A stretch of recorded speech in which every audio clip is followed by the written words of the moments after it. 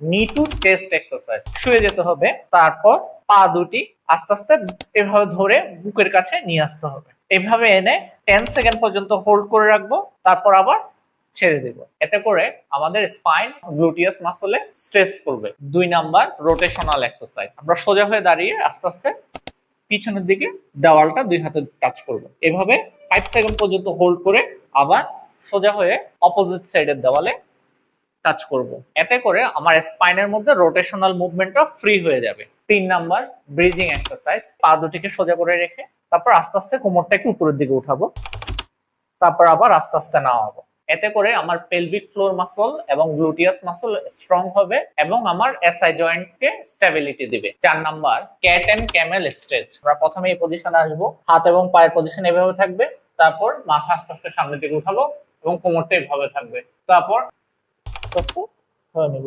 এভাবে 5 সেকেন্ড পর্যন্ত হোল্ড করে আবার